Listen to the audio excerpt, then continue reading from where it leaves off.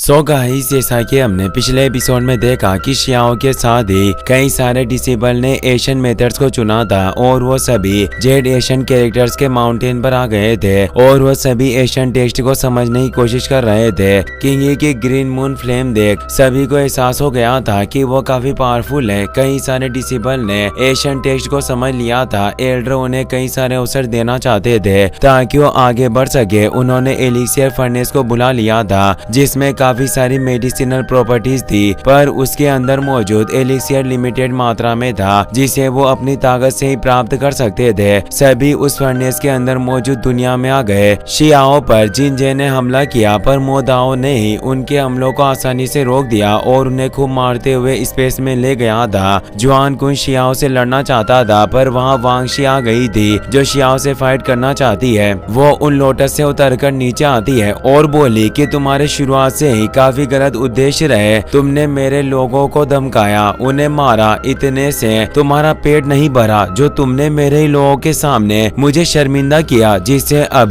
सभी मुझे नीची नजरों से देखने लगे हैं। और उसे अपने फैमिली के पास का सीन याद आता है जब सभी डिसेबल उसके ऊपर शक करने लगे थे, क्योंकि शियाओ ने जब वो सील बनाई थी तो उसमें वांगशी और शियाओ ही मौजूद थे। इसीलिए किसी को पता नहीं था कि शियाओ सिर्फ उसके साथ वक्त बिताने का नाटक कर रहा था। वांग बताती है कि मैं वांग कबीले के रॉयल फैमिली की उत्तराधिकारी हूँ और मैं अच्छे से जानती हूँ कि इस पद को पाना कितना ज्यादा कठिन होता है और इस रास्ते में खामियों की कोई जगह नहीं होती। पर तुमने मेरे दिल के साथ खिलवाड़ किया और मुझे अपमानित किया। अगर आज मैंने तुम्हें नहीं मारा तो तुम मेरे ऊपर हमेशा के लिए एक कलंक बनकर रह जाओगे। आज मैं अपनी अच्छाई की उन बेड़ियों को काटकर तुम्हें खत्म कर दूंगी। और वो शियाओ से पूछती है कि तुम असलियत में हो कौन, पर वो नहीं बताता कि वो हुआंग है और कहता है कि तुम मुझे सिर्फ एक वॉर सर्वेंट बता रही हो, पर क्या तुमने नहीं कहा कि हम अच्छे दोस्त हैं और मैंने तुम्हारी जान बचाई थी। वांगशी गुस्से में कहती है कि अगर मैं ना होती तो तुम कभी भी तियानशेन एकेडमी में प्रवेश नहीं कर पाते। मैंने ही तुम्हें अपना बेटर सर्वेंट चुना था। और अब वांगशी अपने दाओ फ्लावर के साथ डार्क फेरी गोल्डन स्वॉर्ड को बाहर निकाल लेती है जो वांग फैमिली की एशियन स्वॉर्ड थी, और इससे उसकी एबिलिटी इतनी ज्यादा बढ़ गई थी कि वो तेजी से मूव कर पा रही होती है और अब वो क्रूअल केओस को एक्टिवेट कर लेती है। तियानशेन डिसेबल इस स्वॉर्ड के मुंह को देखकर हैरान हुए और बोलते हैं कि वांगशी वाकई काफी एक्स्ट्रा ऑर्डिनरी है। इसने जिस टेक्निक को एक्टिवेट किया वो एशियन एंड मॉडर्न टाइम की 3 मोस्ट पावरफुल स्वॉर्ड टेक्निक में से एक है और आज तक कोई भी जनरेशन का डिसेबल इनमें महारत हासिल नहीं कर पाया, पर वांगशी ने इसे सीख लिया। शियाओ कहता है कि ऐसा लग रहा है कि तुम मुझसे लड़ने के लिए पूरी तैयारी के साथ आई हो और लड़ने के लिए डिटर्मिनेट हो, इसीलिए मैं भी पीछे कैसे रह सकता हूँ। और वो अपने मोस्टोरस पाम को एक्टिवेट कर लेता है जो उसने एशियन टेक्स्ट से समझकर ही सीखा था और उसे एक्टिवेट किया। पर वांगशी इस पाम अटैक से बिल्कुल भी डरी हुई नहीं होती। वो अपनी स्वॉर्ड लेकर उस पाम पर अटैक करने जाती है और उसे टुकड़ों में काटने की कोशिश करती है, पर मोस्टोरस पाम पावरफुल था, वो उसके 2 हमले से नहीं बिखरा। पर जब वांगशी ने एक हमला और किया तो ये बिखर गया, मगर वांगशी भी इस हमले से काफी दूर चली गई थी। शियाओ से बताता है कि मैंने कई सारे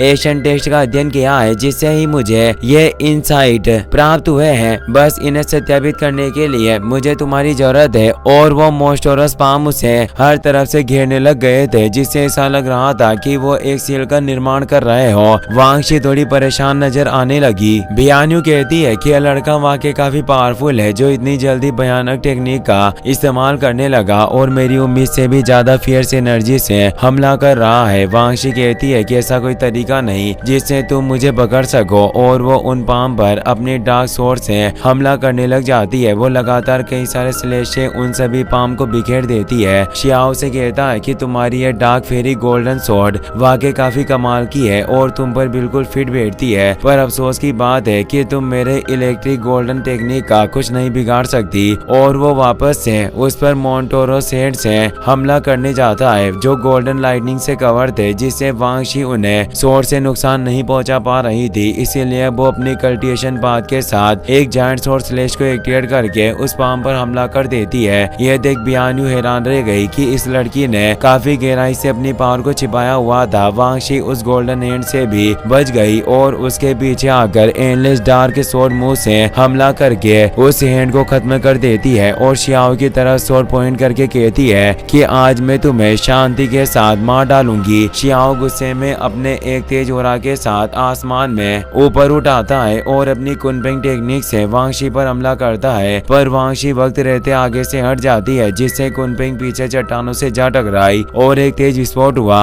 वांग उस पर शोर से हमला करने की कोशिश करने लगी, पर शियाओ सिर्फ मुस्कुरा रहा था, क्योंकि वो अपने ट्रू पावर का इस्तेमाल न करने के बावजूद भी उससे आसानी से लड़ पा रहा था। वांगशी लगातार कई सारे स्लेश से उस पर हमला करती है, पर शियाओ बचता जाता है और अपनी डालू इमोर्टल स्वॉर्ड को भी लड़ने के लिए बाहर नहीं निकालता।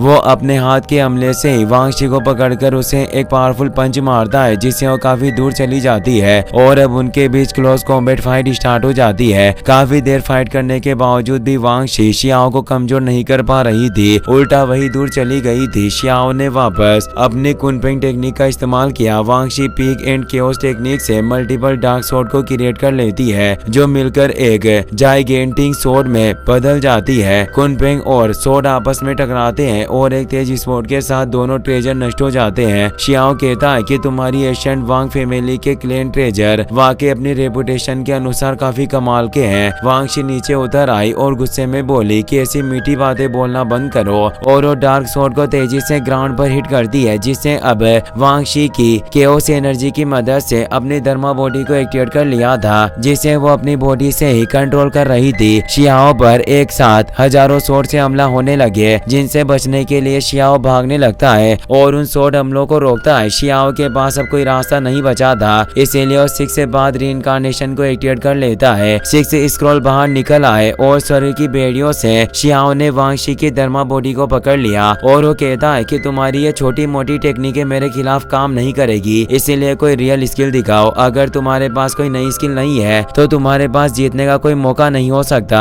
और वो गॉडेस लियू की वाइन से उस पर हमला करने लगता है। वांगशी उनसे बचने की कोशिश करती है, पर बच नहीं पाती और वो उन वाइन से पूरी तरीके से गिर जाती है। डिसेबल हैरान हुए कि फेरी गॉड रियल्म में है, फिर भी इस लड़के ने इसे पकड़ लिया। वांगशी उन वाइन को काटने की कोशिश करती है, पर वो सफल नहीं होती, इसीलिए वो अपने 3 फ्लावर को एक्टिवेट कर लेती है, जिससे वो लियू वाइन बिखर जाती है। और अब वो अपने जेंगसी लोंगयान अल्टीमेट टेक्निक को एक्टिवेट कर लेती है, जिससे उसका पैलेस भी उभर कर सामने आ गया था। वो बोलती है कि तुमने मुझे इस टेक्निक को एक्टिवेट करने पर विवश कर दिया और अब वक्त आ गया है कि तुम्हें हमेशा के लिए खत्म कर दिया जाए। शियाओ कहता है कि तुम्हें क्या लगा कि सिर्फ तुम्हारे पास ही ये स्पिरिचुअल बॉडी है, और वो भी अपनी कुनफेंग और गॉडेस लियू स्पिरिट को एक्टिवेट कर लेता है। कुनफेंग उस ड्रैगन से फाइट करने जाती है और वो उस ड्रैगन को चीर डालती है। दोनों टेक्निक आपस में टकराकर खत्म हो गई। इस तरह की भयानक लड़ाई को देखकर स्टूडेंट भी डर रहे थे और साथ ही हैरान भी थे कि आखिर एक फेरी को अपने ही नौकर के द्वारा इस तरह कैसे दबाया जा सकता है। इसके पास क्रिएशन ट्रिक भी मौजूद है। किंगी समझ गई थी कि यह वास्तव में शियाओ ही है, क्योंकि सिर्फ शियाओ के पास ही कुनफेंग टेक्निक थी। फेरी उचन भी समझ गई थी कि सिर्फ शियाओ के पास ही goddess willow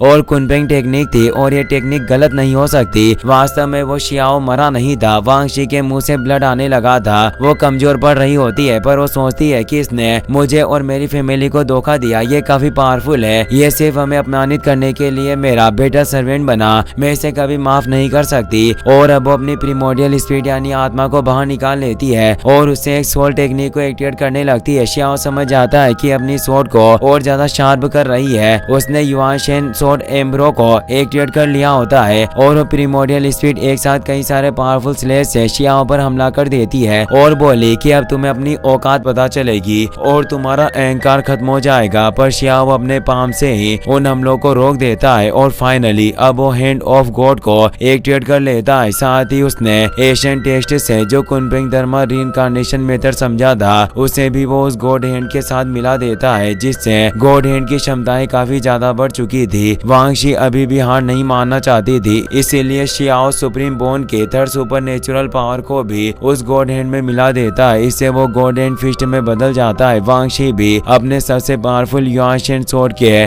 claiming chaos sword technique से उस पर हमला करती है, पर शियाओ का गॉड हैंड इतना पावरफुल था कि उसकी स्वॉर्ड टेक्निक जरा भी टिक नहीं पाई और सोल बॉडी पर काफी बुरा असर पड़ा और वो सोल वापस से बॉडी में चली गई। वांगशी काफी बुरी तरीके से घायल होकर नीचे गिर जाती है। डिसेबल कहते हैं कि हमने उम्मीद नहीं की थी कि एक प्रीमोडियल स्पिरिट जो एक स्वॉर्ड एम्ब्रो के रूप में बदल चुकी है वो हमेशा से अजय मानी जाती थी, पर इस लड़के ने इसे भी हरा दिया। शियाओ कहता है कि क्या तुम अब अपनी हार स्वीकार करती हो, पर वांगशी के अंदर उसके खिलाफ जो नफरत थी उसे खत्म नहीं किया जा सकता था। इसीलिए वो कहती है कि भले ही मैं तुम्हें आज मार नहीं पाई पर एक दिन ऐसा जरूर आएगा जब मैं तुम्हें खत्म कर दूंगी। तो शियाओ अब अपने कुनपेंग विंग्स को एक्टिवेट करके ऊपर आ जाता है और कहता है कि अब वक्त आ गया है कि मैं तुम्हें एहसास करवाऊं कि असल में मैं हूँ कौन और तुम्हारे सामने जो खड़ा है वो कितना महान है। अब वो कुनपेंग के साथ गॉडेस लियू ट्री को एक्टिवेट करके सिर्फ एक चुटकी बजाता है जिससे वो अब अपने असली रूप शियाओ वाले रूप में आ जाता है और जमीन से उसकी ट्रू गॉड बॉडी भी बाहर निकल आती है जिससे सभी डिसेबल उसे पहचान जाते हैं कि हुआंग है। डिसेबल कहते हैं कि वांगशी जिसे अपना बेटल सर्वेंट समझ रही थी